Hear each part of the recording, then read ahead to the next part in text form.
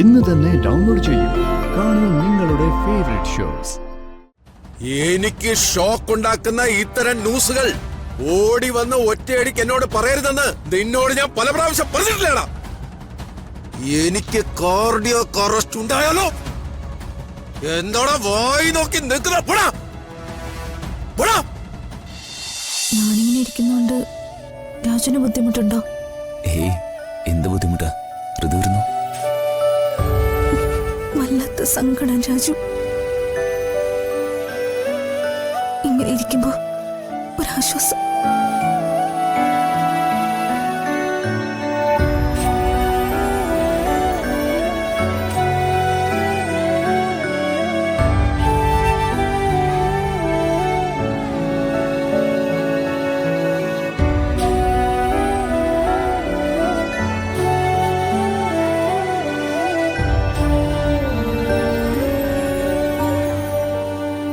Varma sir കണ്ണു തുറന്നു എന്നുള്ളത് ജീവൻ അപായമില്ല എന്നതിന്റെ സൂചനയാണ്.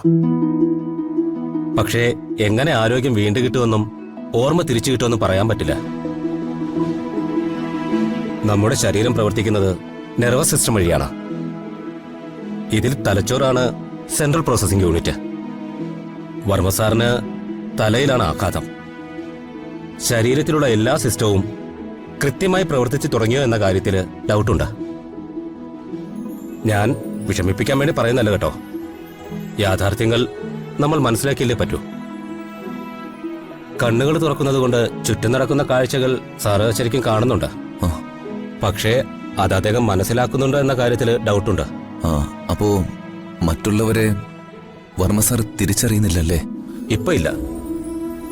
തിരിച്ചറിഞ്ഞാൽ അത് ശുഭസൂചനയല്ലേ? മനസ്സ് പ്രവർത്തിക്കുന്നുണ്ടെന്ന് വ്യക്തം. പിന്നെ ശരീരം കൂടെ പ്രവർത്തിച്ചാൽ മതിയല്ലോ. അപ്പോ അങ്ങനെയാണെങ്കിലും ഈ ഹൃതിക പറഞ്ഞ കാര്യമല്ലേ, വീട്ടിലേക്ക് കൊണ്ടുപോയാലോ ഒന്ന്? അത് നല്ല കാര്യമാണെന്ന് തോന്നുന്നു. പക്ഷേ എനിക്ക് ഒറ്റയ്ക്കൊരു തീരുമാനം എടുക്കാൻ കഴിയില്ല. ഞാൻ മറ്റു ഡോക്ടേഴ്സുമായിട്ടൊന്ന് ആലോചിച്ചിട്ട് ഇന്ന് തന്നെ പറയാം. ശരി ഡോക്ടർ. ഓക്കെ ഋതു.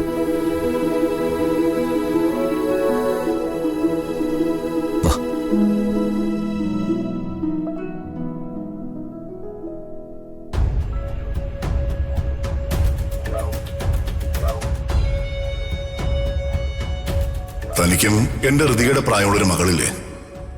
ആ കുട്ടിയുടെ കല്യാണത്തിന് ഞാൻ വരും. അതല്ലെങ്കിൽ ഞാൻ പറഞ്ഞതിന്റെ പൊരുൾ അനന്തിന് മനസ്സിലായി കാണുമല്ലോ.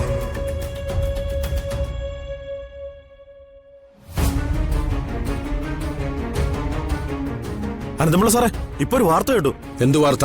നമ്മുടെ പ്രതാപവർമ്മ സാറേ കണ്ണു തുറന്നു.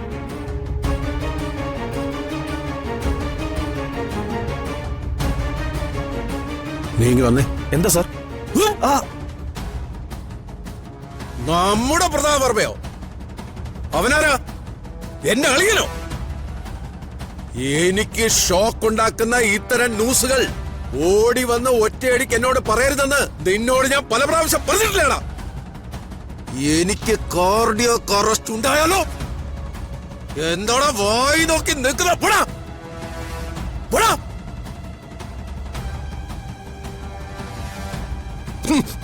ചത്തു പോവാൻ വേണ്ടി ചെയ്തതാ, അതുണ്ടായില്ല. എന്നാ പിന്നെ അവൻ കോമയിൽ കിടന്നോട്ടെ എന്ന് വിചാരിച്ചു. ഇപ്പൊ കണ്ണും തുറന്നു വന്നിരിക്കുന്നു. അവന് മാത്രം മരണമില്ല, അവന്റെ ആയുസിന് പിന്നിൽ കുറെ ആൾക്കാരുടെ പ്രാർത്ഥനയും സ്നേഹവും ഉണ്ട്. ഇല്ല, അവനെ ഞാൻ തീർക്കും. ആ അംബികയും മകനെയും കൊണ്ട് തന്നെ ഞാൻ അവനെ ഫിനിഷ് ചെയ്യും. Damn it!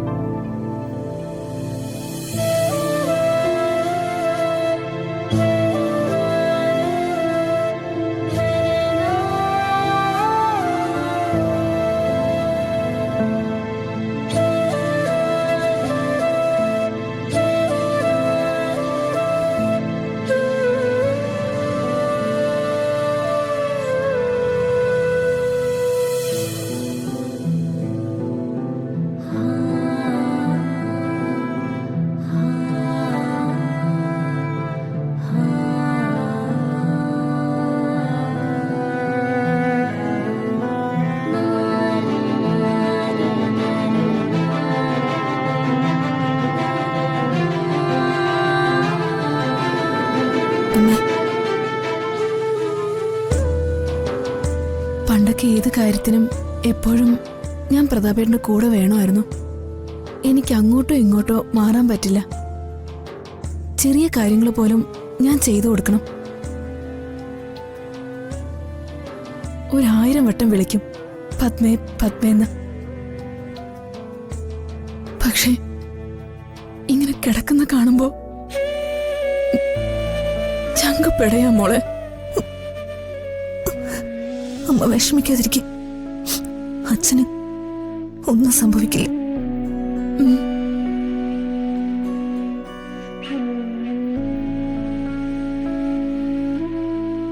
9 മണി കഴിഞ്ഞ ക്യാൻറ്റീൻ പൂട്ടും.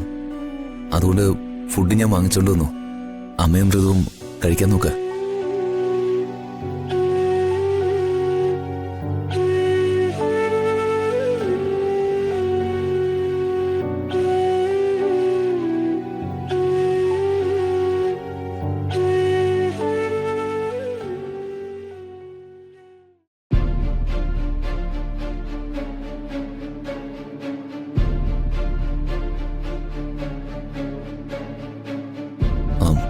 ഡോക്ടർ എന്തിനാ വിളിപ്പിച്ച? ഇന്നലെ എന്നോടൊരു കാര്യം പറഞ്ഞിരുന്നില്ലേ, സാറിനെ വീട്ടിലേക്ക് മാറ്റാന്ന്? ആ അതെ, ഞാൻ അക്കാര്യം മറ്റു ഡോക്ടേഴ്സുമായി ഡിസ്കസ് ചെയ്തിരുന്നു. ആ ഇനിയുള്ള ട്രീറ്റ്മെന്റ് എന്ന് വെച്ചാൽ പലതരം തെറാപ്പികളും സ്നേഹപൂർവമായ പരിചരണങ്ങളുമാണ്. ശുശ്രൂഷിക്കുക എന്നർത്ഥം. വീട്ടിലേക്ക് മാറ്റുന്നതിൽ ഞങ്ങൾ ഡോക്ടേഴ്സിന് ആർക്കും അഭിപ്രായ വ്യത്യാസമൊന്നുമില്ല. പക്ഷേ ഒരു നിബന്ധന മാത്രം. വളരെ വിദഗ്ധയായ ഒരു ഹോം നഴ്സിനെ കണ്ടെത്തണം. കൂലിപ്പണിക്കാരി പോരാ, ആത്മാർത്ഥതയുള്ള ഒരാൾ തന്നെ വേണം. ഇതിനൊക്കെയാണ് സ്നേഹനിധിയായ ഭാര്യ കൂടെ വേണമെന്ന് പറയുന്നത്. എന്ത് ചെയ്യാൻ പറ്റും? സ്നേഹമുള്ള ഭാര്യയെ സാറ് തന്നെ വഴിയിലെറിഞ്ഞു കളഞ്ഞില്ലേ? ഭാര്യയുടെയും മക്കളുടെയും സ്നേഹ ശുശ്രൂഷകളാണ് ഇനി സാറിന് ആവശ്യം. അതിലൂടെ മാത്രമേ ആ ജീവൻ തിരിച്ചുപിടിക്കാൻ പറ്റൂ. ആദ്യം നല്ലൊരു ഹോം നഴ്സിനെ കണ്ടെത്തൂ. ഞാൻ സാറിനെ ഡിസ്ചാർജ് ചെയ്യാം. പിന്നെ വർമ്മ സാറിന്റെ ജീവൻ തിരിച്ചുപിടിക്കാൻ പറ്റും. ഒരാൾ വിചാരിച്ചാൽ മാത്രം.